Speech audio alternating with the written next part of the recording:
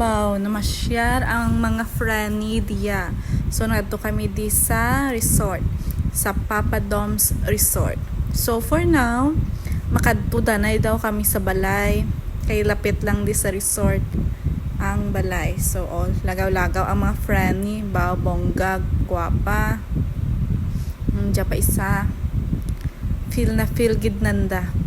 Baw, piraman ka months nga way kami kita ay from nag-graduate, then nagbual kami board exam. Pagtapos ka to, babay buhay gid. Months man.